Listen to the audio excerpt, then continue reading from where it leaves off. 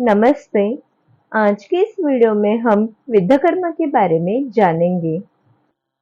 विद्याकर्मा का डिस्क्रिप्शन सुश्रुत संहिता में आया है।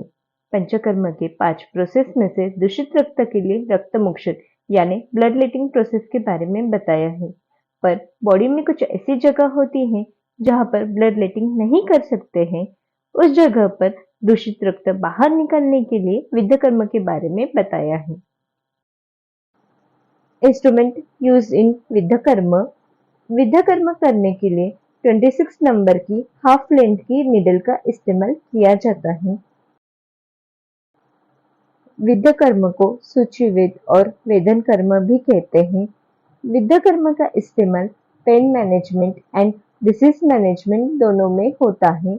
आज के इस वीडियो में विद्याकर्म पेन मैनेजमेंट में कैसे काम करता है इसके बारे में जानेंगे। Principle of विद्याकर्म।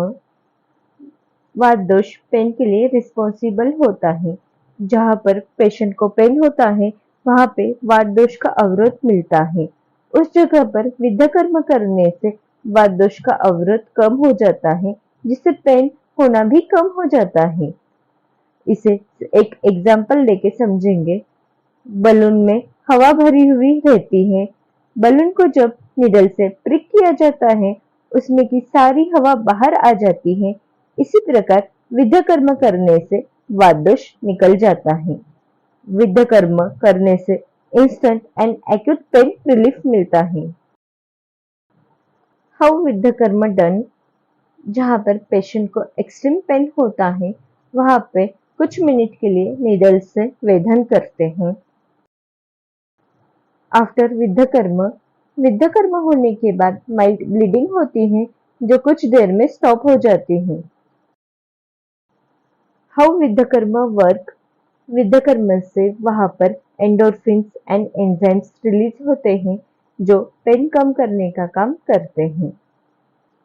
Difference between viddhakarma and acupuncture. Viddhakarma का डिस्क्रिप्शन आयुर्वेद टेक्स्ट में आया है। एक्यूपंक्चर का डिस्क्रिप्शन चाइनीज टेक्स्ट में आया है। दोनों प्रोसीजर्स के लिए जो इंस्ट्रूमेंट यूज करते हैं वो डिफरेंट रहते हैं। विद्याकर्म बॉडी में जो वाइटल कॉन्स रहते हैं जिसे मर्म कहते हैं उसके रिलेशन में करते हैं। एक्यूपंक्चर बॉडी के कुछ स्पेसिफिक पॉइंट पर किया जाता है। आज के इस वीडियो में हमने विद्याकर्म के बारे में जाना। अगर वीडियो पसंद आया हो तो वीडियो को लाइक और चैनल को सब्सक्राइब कीजिए।